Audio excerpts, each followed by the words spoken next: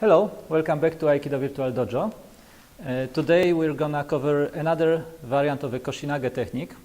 This time we will begin with attack Katate-dori, so grab of the wrist. And Koshinage is the famous hip throw in Aikido. So let's have a look at the technique.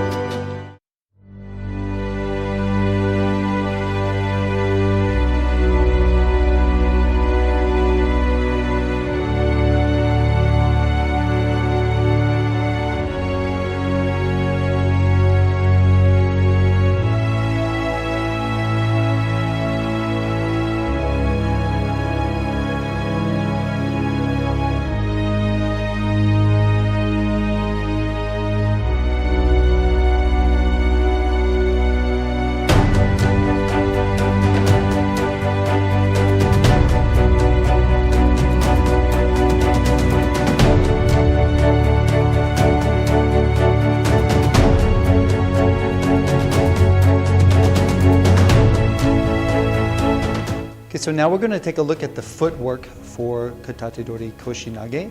There's not a lot of movement, but with relationship to your partner, you want to make sure that the angles are right or correct. So first one, we're going to, as we open, we're going to step in between the 2 feet of our partner.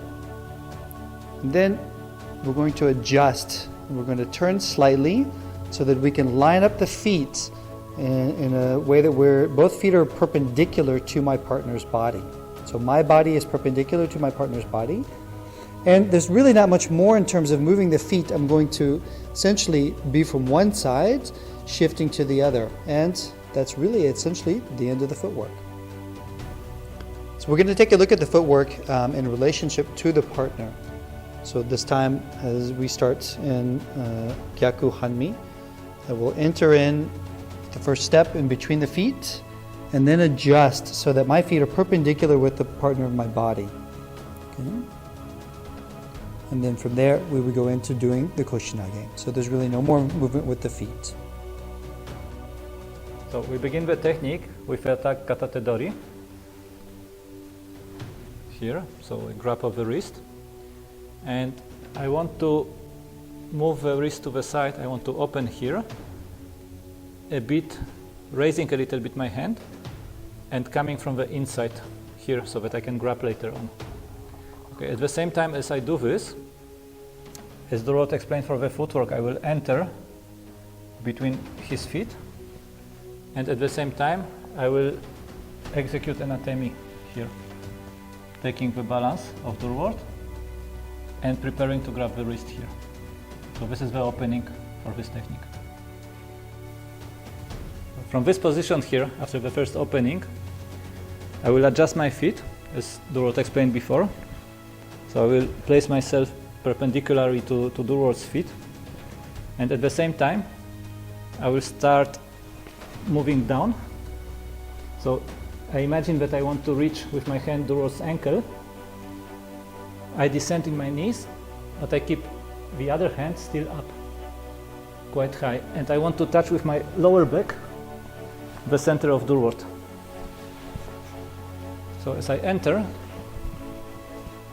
I descend, I turn my back towards Durward, I raise my hand, and I bring the other one towards the ankle, preparing for the shift and lift movement. Once I arrive in this position here, I want to load Durward on my hips or on my lower back to prepare for the throw, for the projection. So actually I move a little bit towards Durward, so I take his balance And as he is coming back, I can load him on my lower back.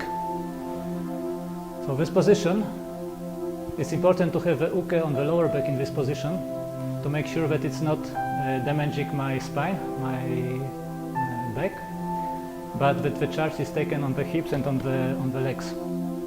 This way I can support him, I can even walk with him. And an important thing is also to keep looking up. So I don't want to have my head down, because then I start loading my spine. I want to keep my head up. Okay, so we're coming to the last part, which is the projection. And the projection itself, it's simple if you get into the right position just before. So what I was just showing before with loading the uke on your hips, if you get this preparation correctly, the projection itself is very simple. So actually, when I'm down in this position here, my back is glued to the uke, and I just push him a little bit away, and as he is coming back, I'm just shifting from one leg to the other and turning my back to the other side. You can actually imagine an airplane moving from one turn into the other turn. So let's have a look how it works with a partner.